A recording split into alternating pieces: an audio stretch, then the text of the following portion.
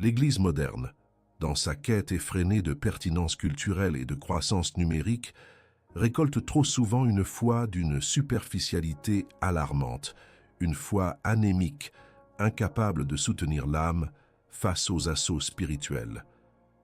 Charles Spurgeon, le prince des prédicateurs, nous avertit avec une clarté prophétique. La tentative de rendre la croix plus acceptable est l'adultère spirituel le plus insidieux que l'on puisse commettre. Nous avons troqué la profondeur doctrinale contre la largeur des bancs, la conviction de péché contre le réconfort psychologique, la sanctification radicale contre un bien-être éphémère. Le christianisme contemporain, souvent désireux d'éviter toute confrontation intellectuelle ou spirituelle, a dilué la vérité jusqu'à la rendre méconnaissable, transformant le rocher inébranlable de la doctrine en un sable mouvant de sentiments et d'expériences subjectives. Vous avez peut-être ressenti cette frustration, cette douleur sourde de l'hypocrisie grandissante au sein des assemblées, cette superficialité des messages qui sonnent creux face à l'énormité de vos luttes intérieures. Vous vous sentez peut-être épuisé par une foi qui semble exiger une performance constante sans jamais offrir une réelle puissance de transformation. Cette douleur, ce doute, ce malaise ne sont pas des signes de votre faiblesse, mais des signaux d'alarme spirituelle, une soif légitime de profondeur et de vérité que le Gospel Light ne peut étancher. Le problème n'est pas en vous, mais dans la déformation de la vérité qui vous a été présentée. La Bible ne promet pas une vie facile, mais une vie sainte, façonnée par la puissance de Dieu et le combat incessant contre le péché. La sanctification n'est pas une option, c'est l'essence même de la vie chrétienne, le processus divin par lequel nous sommes rendus conformes à l'image du Christ. Et pourtant, combien de chrétiens vivent vraiment cette réalité, cette bataille quotidienne pour la sainteté, cette joie profonde dans la renonciation à soi? L'ennemi commun que nous devons affronter, c'est l'évangile du confort, la théologie du moi d'abord, qui a infiltré nos églises et corrompu notre compréhension de la grâce. Cet évangile promet une vie sans douleur, une bénédiction matérielle incessante, un Dieu à notre service. Il nous présente une foi sans croix, une résurrection sans mort, une couronne sans combat.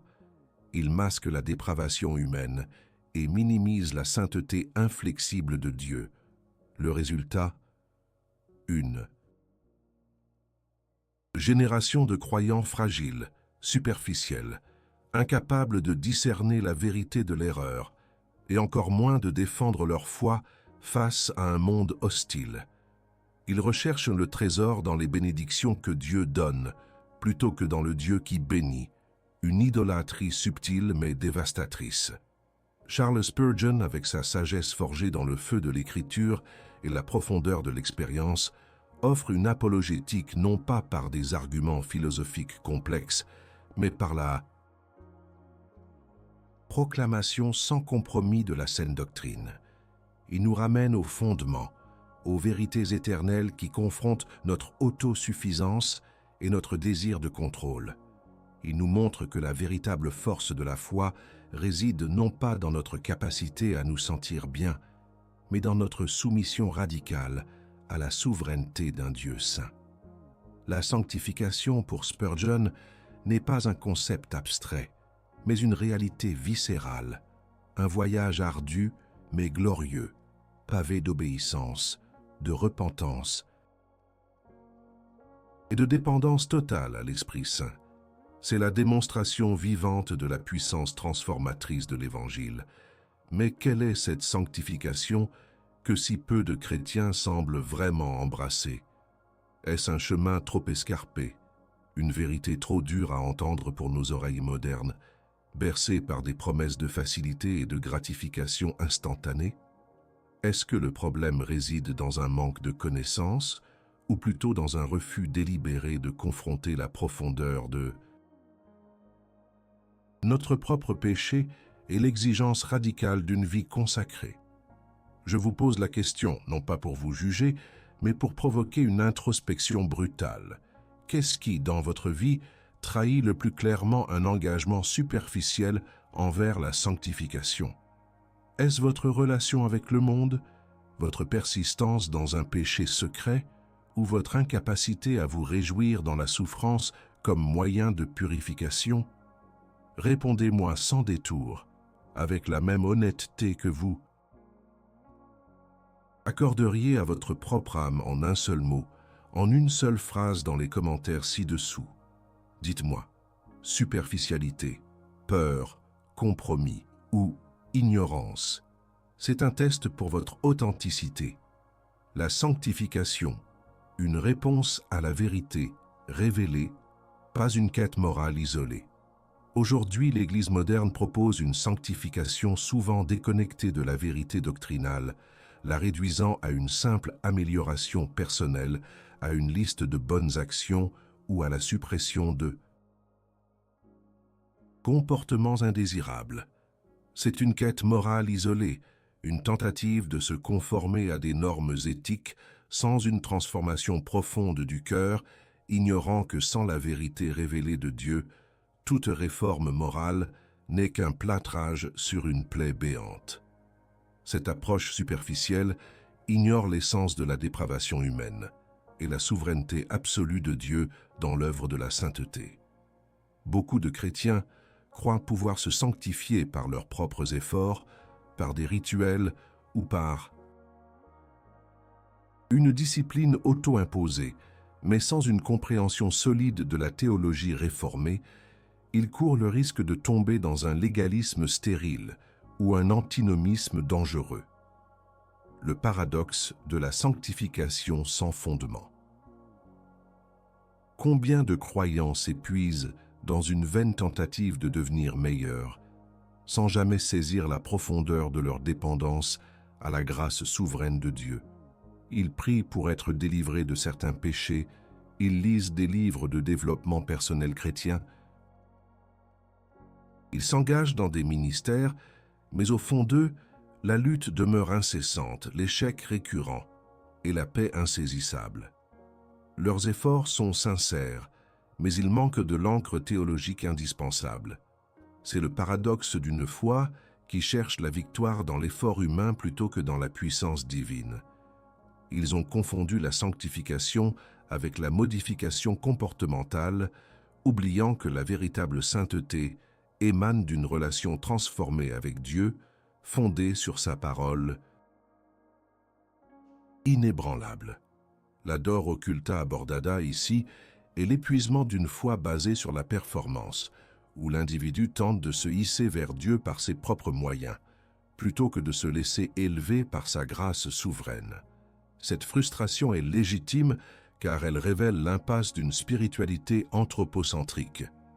Le diagnostic de la théologie superficielle. Le inimigo comum est la théologie superficielle, l'évangile du confort qui a vidé la sanctification de son contenu biblique. Charles Spurgeon, dont la référentia base est incontestable, déclarait que « la sainteté n'est pas le chemin du salut, mais l'effet du salut ». Il dénonce une approche qui présente la sanctification comme un accomplissement personnel plutôt qu'une œuvre de l'Esprit Saint, rendue possible par la mort et la résurrection de Christ. La première leçon de Spurgeon est limpide. La sanctification n'est pas une quête de perfection morale isolée, mais une réponse à la vérité révélée. Elle ne commence pas par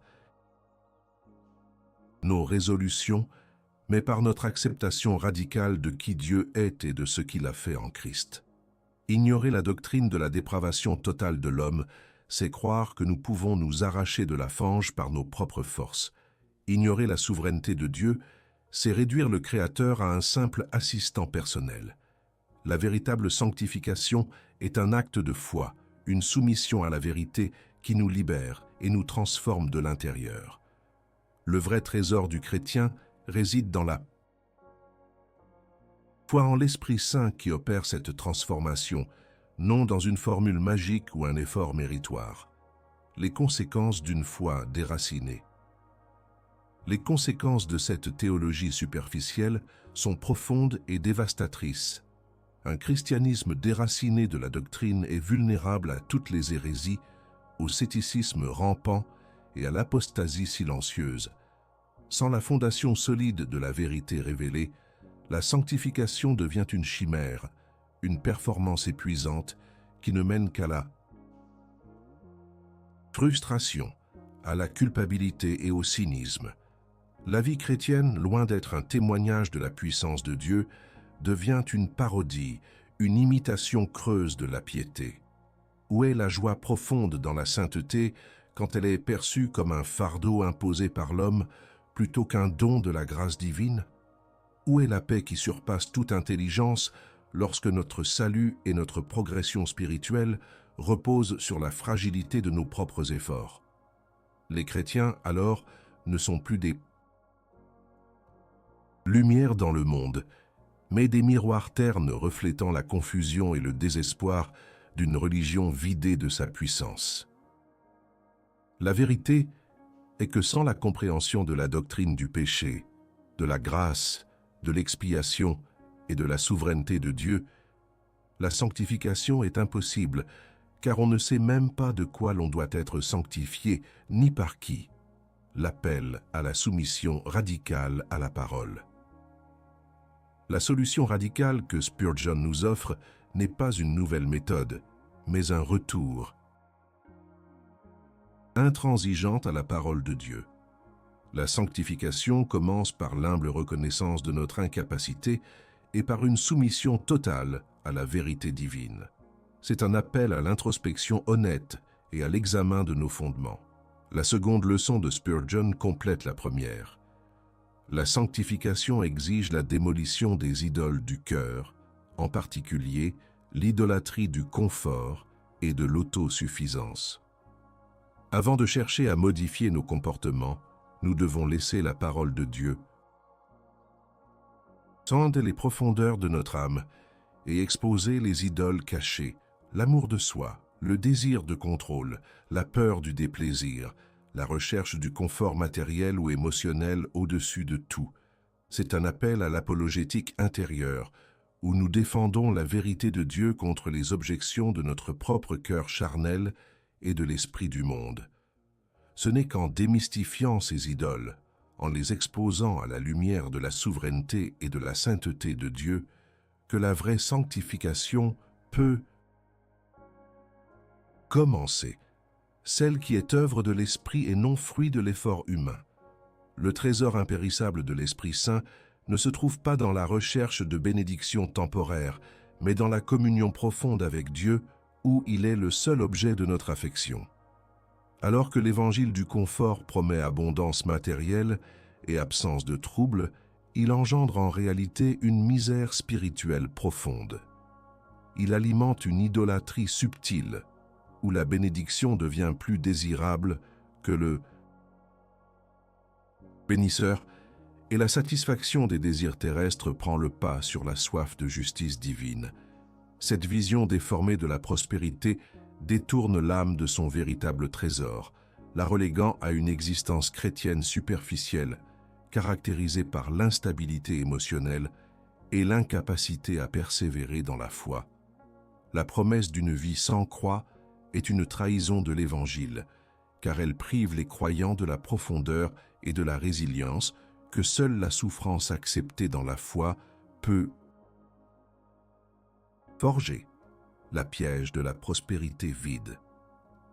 Pourquoi tant de chrétiens accumulent-ils des bénédictions matérielles, des succès apparents, une vie socialement enviable, tout en vivant dans une misère spirituelle patente? Ils ont suivi les préceptes de l'évangile du confort, ont confessé la prospérité, ont cru aux graines de foi et aux visualisations positives. Et pourtant, sous le vernis de la réussite, se cache souvent une anxiété latente, une frustration avec l'hypocrisie qui règne dans les cercles religieux et un vide existentiel que nulle abondance terrestre ne peut combler. C'est la douleur de l'isolement théologique. Ils se sentent seuls, dans leur recherche d'une foi profonde, alors qu'autour d'eux, le succès matériel est érigé en preuve de la faveur divine. Cette prospérité est une illusion, un mirage qui détourne l'attention du véritable trésor. Est-ce que votre quête de sécurité ou de confort matériel ne masque pas une profonde insécurité spirituelle, un manque de confiance en la souveraineté de Dieu sur toutes choses, le diagnostic de la quête matérialiste? Le binimigo comum, ici, est l'idolâtrie du cœur, cette tendance innée à substituer les créatures aux créateurs, et en particulier à voir la foi comme un moyen d'obtenir des bénéfices temporels plutôt qu'une fin en soi. Charles Spurgeon, dont la référencia base est notre guide, a souvent fustigé la cupidité spirituelle, rappelant que la grâce qui nous enseigne à aimer Dieu nous enseigne aussi à ne pas aimer l'argent. La troisième leçon de Spurgeon sur la sanctification révèle: la sanctification est intrinsèquement liée à la souveraineté de Dieu et à la volonté divine, non à nos efforts autonomes. Elle confronte directement l'idée que nous pouvons manipuler Dieu par nos prières ou notre foi pour obtenir ce que notre chair désire. La vraie sanctification nous amène à désirer sa volonté plus que la nôtre, à embrasser sa souveraineté même dans la privation et à comprendre que la vraie richesse ne réside pas dans ce que nous possédons, mais dans ce que nous sommes en Christ. La prospérité divine n'est pas l'absence de problèmes, mais la présence de Dieu dans les problèmes. C'est le paradoxe d'être riche en foi tout en étant pauvre aux yeux du monde, la prospérité que le monde ne comprend pas. Les conséquences de cette confusion entre prospérité matérielle et bénédiction divine sont dévastatrices. Les âmes sont affamées, la vie chrétienne est vidée de sa substance. Et le témoignage de l'Église est compromis. Comment des chrétiens peuvent-ils prêcher la renonciation au monde alors qu'ils en poursuivent avidement les richesses? Comment peuvent-ils parler de la croix quand ils fuient toute forme de souffrance? Cette idolâtrie du confort engendre une foi fragile, qui s'effondre à la première épreuve, incapable de voir la main souveraine de Dieu dans l'adversité. Elle nourrit le scepticisme, car le monde observe un christianisme qui promet tout, mais ne délivre que la superficialité, un évangile du bien-être qui ne parvient pas à transformer les cœurs en profondeur. Est-ce que votre joie dépend des circonstances ou de la vérité inaltérable de la parole de Dieu? Est-ce que votre prospérité vous a rendu plus dépendant de Dieu ou plus autosuffisant? La dor occulta abordada ici est l'épuisement de chercher un bonheur qui ne vient jamais, car il est recherché aux mauvaises sources, dans les choses transitoires de ce monde. L'appel à un changement de cœur radical. La solution radicale est un appel à reconsidérer ce que nous valorisons le plus. C'est un appel à l'apologétique intérieure, à la défense de la vérité de Dieu contre les mensonges que nous avons acceptés sur la prospérité. La quatrième leçon de Spurgeon nous confronte. La vraie sanctification se manifeste par une haine profonde du péché et une soif inextinguible de justice, fruit d'un cœur repentant. La véritable prospérité n'est pas l'abondance matérielle, mais un cœur transformé, purifié par le sang de Christ et avide de la justice de Dieu. C'est un processus d'arrachement de l'idolâtrie du confort et de l'autosuffisance, une reconnaissance que notre plus grand trésor est Christ lui-même et non les choses qu'il peut nous donner. La sanctification nous appelle à haïr le péché, non pas par une force de volonté humaine, mais par l'œuvre de l'Esprit qui nous donne un nouveau cœur et de nouveaux désirs. C'est un chemin de repentance continuelle où nous détournons nos yeux des paillettes du monde pour les fixer sur la gloire éternelle de Dieu. Je vous exhorte à admettre publiquement, ici et maintenant, la faillite de cette quête de confort. Avez-vous, même inconsciemment, rechercher les bénédictions de Dieu plus que le Dieu des bénédictions? Osez l'écrire dans les commentaires. Oui, j'ai confondu, ou je me repens de mon désir de confort. C'est un aveu qui peut libérer. Le christianisme moderne, imprégné par l'évangile du confort et la peur de toute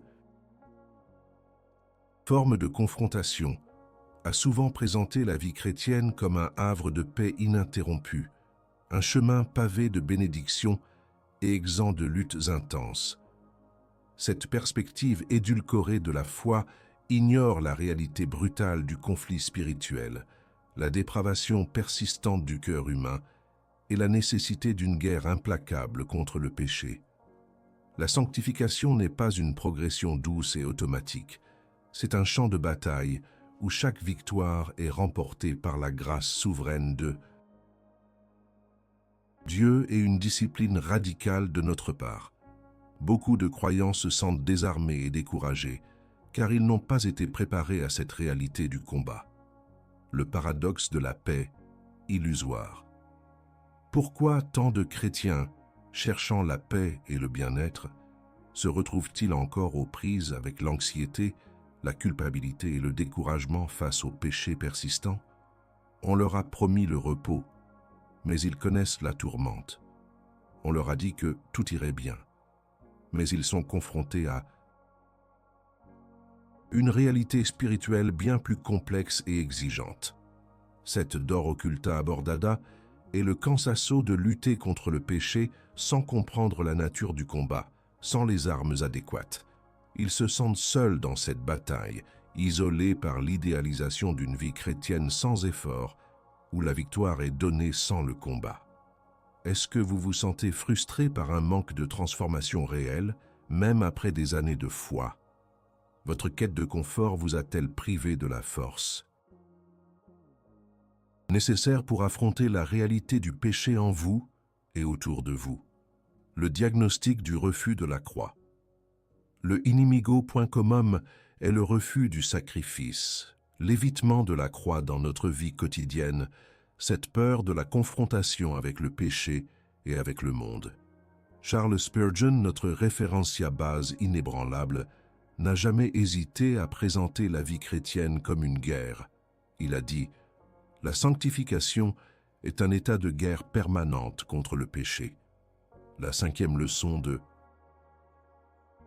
Spurgeon est claire. La sanctification est un processus de guerre spirituelle, non de paix auto-induite, où la croix est l'unique bannière.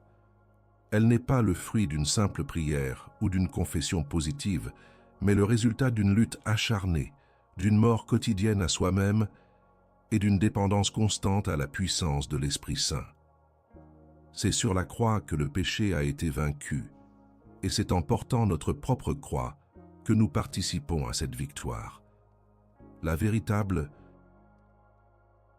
prospérité divine se manifeste dans la capacité à persévérer dans le combat, en s'appuyant sur la souveraineté de Dieu qui œuvre toutes choses pour notre sanctification. Le trésor du chrétien réside non pas dans l'absence de conflit, mais dans la victoire que Christ nous assure au milieu du conflit. Les conséquences d'une foi désarmée. Les conséquences de cette foi désarmée sont terribles. Des chrétiens faibles, sans discernement, incapables de résister aux tentations du monde, de la chair et du diable. Le péché non confronté prend racine, et l'âme est lentement étouffée. L'Église perd sa puissance prophétique et son témoignage. Au lieu d'être un avant-poste du royaume de Dieu, elle devient un refuge pour des âmes qui cherchent le confort plutôt que la transformation. Comment pouvons-nous prêcher la sainteté au monde si nous ne la vivons pas nous-mêmes? Comment pouvons-nous affronter le scepticisme moderne si notre propre foi est si fragile qu'elle s'effondre à la moindre difficulté? Cette Dor Occulta Abordada est l'épuisement de la lutte solitaire contre le péché. Sans la reconnaissance de la puissance de l'esprit et de la nécessité d'une discipline spirituelle rigoureuse. C'est l'illusion d'une foi facile qui mène à une réalité amère de défaite continue. Acte 4. Le chemin de la victoire, la croix et la discipline. La solution radicale est un appel au repentir de notre paresse spirituelle, de notre désir de facilité et de notre refus de la croix. C'est un appel à l'engagement total dans la guerre spirituelle, à revêtir l'armure de Dieu et à manier l'épée de l'Esprit, qui est la parole de Dieu. La 6e leçon de Spurgeon est un défi. La sanctification nous arrache au scepticisme pratique en nous ancrant dans la fidélité inébranlable de Dieu révélée par sa parole. La foi n'est pas un sentiment fluctuant, mais une conviction inébranlable basée sur la vérité objective de l'Écriture. La sanctification exige que nous défendions cette vérité non seulement face au monde, mais aussi contre les doutes et les mensonges qui surgissent de notre propre cœur. C'est un rappel constant de la souveraineté de Dieu, même quand la vie est dure, même quand le péché semble trop puissant. C'est par la discipline de la prière, de la lecture de la Bible, de la communion fraternelle, et par la mortification de la chair que l'Esprit de Dieu œuvre la sainteté en nous. La victoire n'est pas l'absence de guerre, mais la certitude que Dieu combat pour nous et en nous. C'est le trésor caché de la communion avec l'Esprit Saint, une richesse qui nous donne la force de lutter et de persévérer. Nous avons exploré ensemble les fondations de la sanctification selon Charles Spurgeon, démolissant les mythes d'une foi facile et d'une prospérité matérielle comme signes ultimes de la faveur divine. Nous avons vu que la sanctification n'est pas une quête morale isolée, mais une réponse profonde à la vérité révélée, exigeant la démolition des idoles du cœur, en particulier celle du confort et de l'autosuffisance. Nous avons compris qu'elle est intrinsèquement liée à la souveraineté inébranlable de Dieu, se manifestant par une haine profonde du péché et une soif inextinguible de justice. Enfin, nous avons reconnu que la sanctification est une guerre spirituelle continue, où la croix est notre bannière et que notre foi doit être ancrée dans la fidélité inébranlable de la parole de Dieu pour arracher le scepticisme de nos cœurs. Spurgeon l'affirmait avec force. La sainteté n'est pas une perfection instantanée, mais un progrès continuel, une guerre à mort avec le péché. Cette déclaration encapsule la gravité et l'urgence de notre marche avec Dieu. Le véritable trésor du chrétien, celui que l'évangile du confort ne peut offrir et que la théologie superficielle ignore, n'est ni la richesse matérielle, ni la reconnaissance sociale, ni même une vie sans souci. Il réside dans quelque chose de bien plus profond, de plus éternel, de plus transformateur. La communion intime et constante avec l'Esprit Saint. La 7e et ultime leçon de Spurgeon sur la sanctification, et la plus glorieuse, est celle-ci. Le trésor de la sanctification est la communion profonde avec l'Esprit Saint, un héritage bien plus riche que toute prospérité terrestre.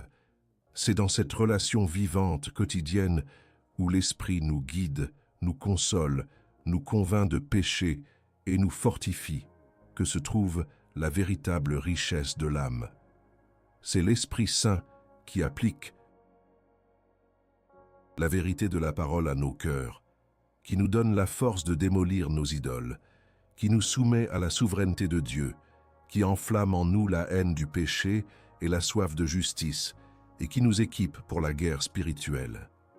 Sans cette communion, la sanctification reste une tâche ardue, un fardeau légaliste. Mais avec l'Esprit, elle devient une joie, un fruit abondant de la grâce.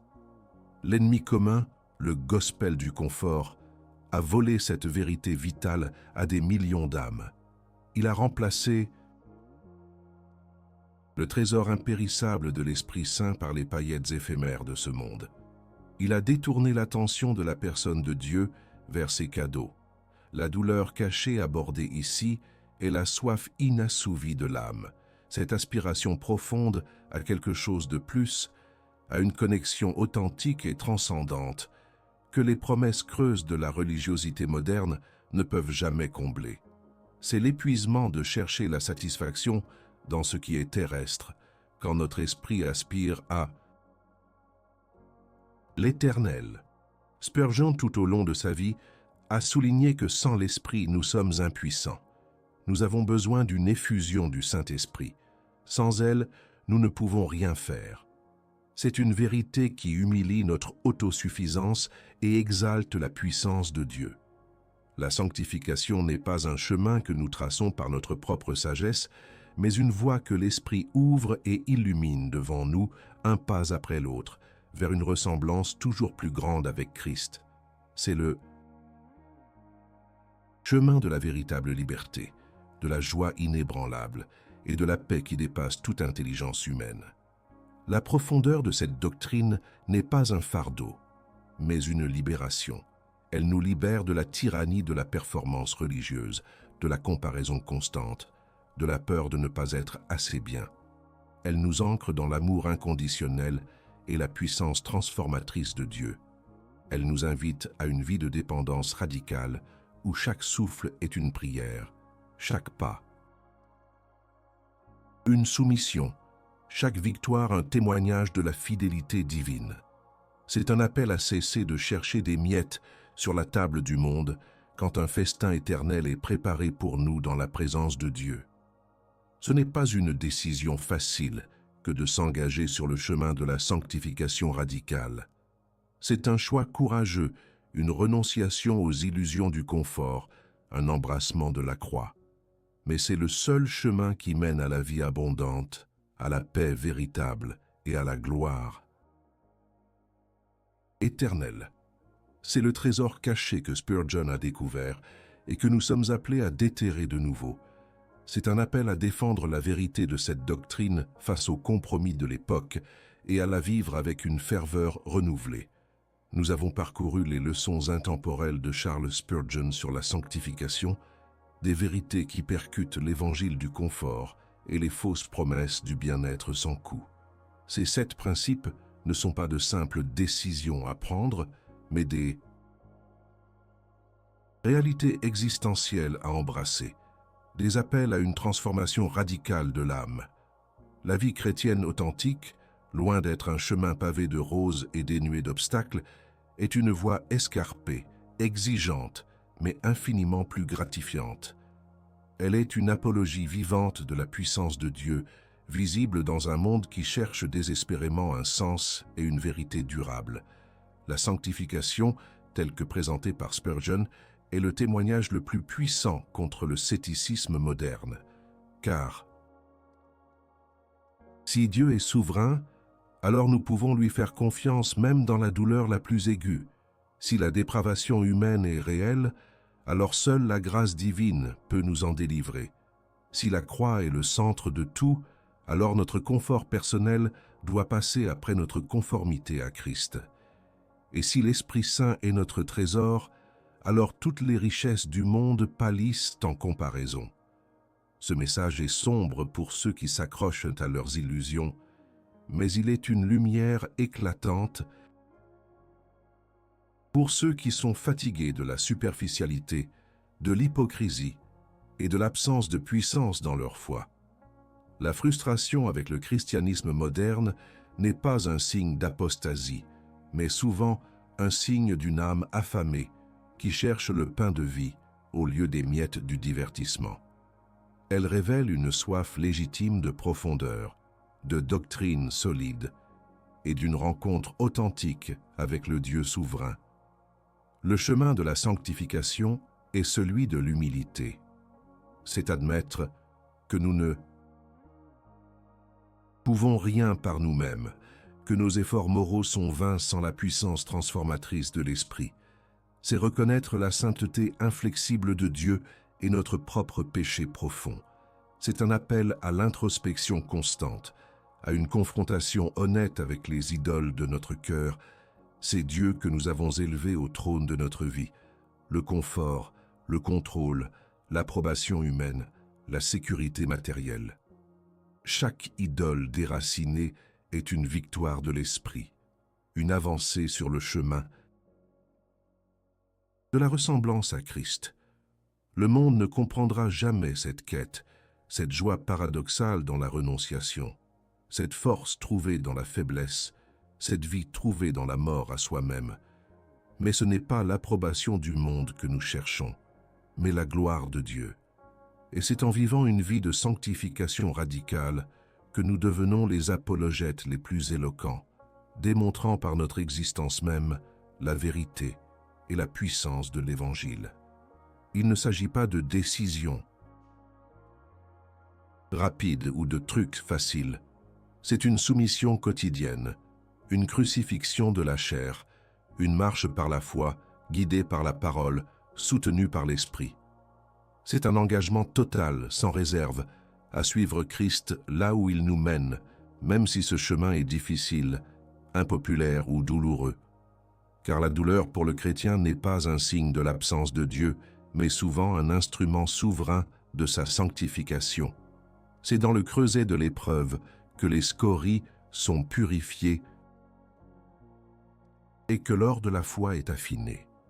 La question ultime n'est donc pas « que Dieu peut-il faire pour moi ?» mais « que puis-je faire pour la gloire de Dieu ?»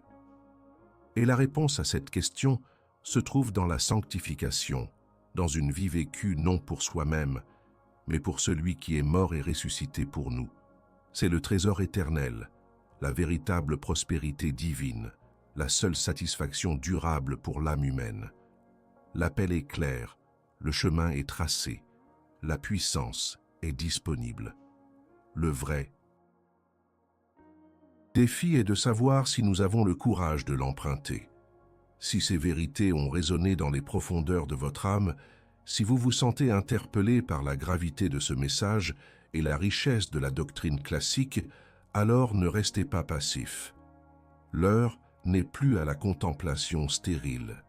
L'heure est à l'action. Le chemin de la sanctification est un acte de courage, une affirmation publique de votre engagement envers la vérité, même quand elle confronte vos désirs les plus chers. Soutenez ce ministère qui s'efforce de ramener ces vérités intemporelles au cœur de l'Église. Chaque j'aime que vous donnez n'est pas qu'un simple clic, c'est une déclaration, un coup de poing symbolique contre la superficialité et une affirmation de votre soif de profondeur doctrinale. C'est un engagement à faire connaître cette voix dans un désert de messages édulcorés. Mais ne vous arrêtez pas là. Abonnez-vous à cette chaîne si vous souhaitez continuer à recevoir un enseignement solide, une nourriture substantielle pour votre âme. Rejoignez cette communauté de sentinelles qui refuse de capituler face au gospel du confort et à l'apostasie silencieuse. Activez la cloche des notifications pour ne jamais manquer une seule de ces expositions radicales de la parole de Dieu. Et maintenant, le vrai test de votre courage. Je vous invite à partager votre propre histoire de confrontation avec la superficialité de la foi moderne. Qu'avez-vous appris de ces 7 leçons de Spurgeon sur la sanctification? Quelle est la vérité qui vous a le plus percuté, celle qui a exposé une idolâtrie cachée ou ravivé votre désir de sainteté? Écrivez-le dans les commentaires. Ne vous contentez pas de penser, agissez. Votre témoignage peut être la lumière dont une autre âme a besoin pour se libérer des chaînes de l'illusion. Laissez un commentaire, partagez votre conviction et faites partie de ce réveil inévitable. C'est un défi à votre engagement. Allez-vous le relever